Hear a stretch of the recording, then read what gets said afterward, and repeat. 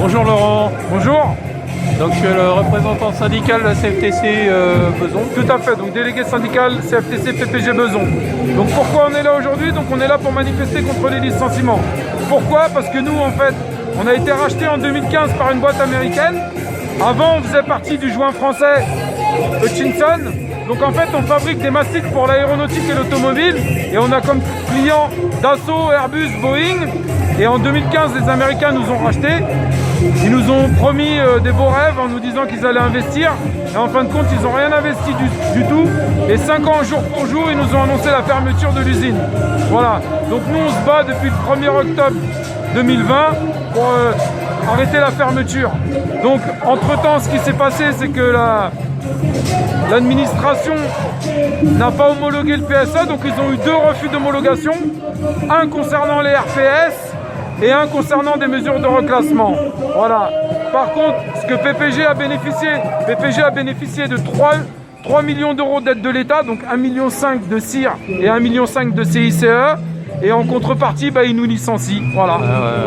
Le cas, malheureusement, n'est pas unique, mais donc vous le recevez de plein fouet, en fait. C'est clair, tout à fait. Donc pour nous, l'État, il est complice de nos licenciements.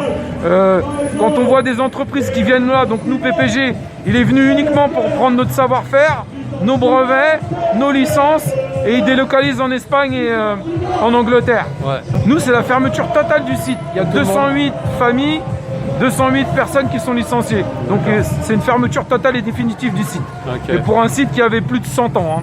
Donc qu'est-ce que tu préconises? Le combat, malheureusement, nous on est dans le combat, on n'a plus le choix. De toute façon, la seule solution c'est la lutte, combattre. On devait déjà partir, nous, au mois de février. On a réussi, de par notre combat, de par notre lutte, qu'il n'y ait pas de licenciement avant le mois de décembre. Voilà. Donc c'est quand même déjà 10 mois de salaire. 10 mois de salaire, c'est déjà bien. On a gagné 10 mois. Ouais, voilà. Mais pour que ce soit efficace, il faudrait que tout le monde s'unisse, non? Tout à fait. La convergence des luttes, c'est ce qu'on n'arrête pas de dire. Il faudrait qu'il y ait une convergence des luttes.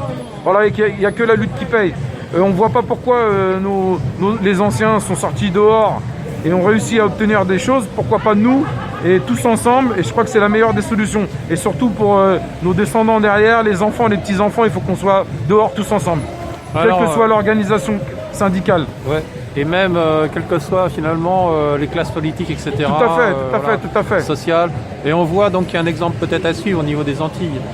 Au niveau des Antilles par rapport de la Guadeloupe, la Martinique, qui s'unissent indifféremment par rapport, ils font pas de différence. Voilà, ils sont puissants, enfin efficaces apparemment.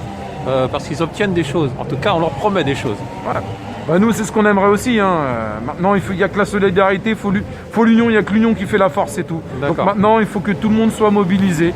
Donc il faut des négociations, des accords, on va dire, entre les différents groupes. Quoi. Tout à fait. Ok. Merci beaucoup. Pas de souci.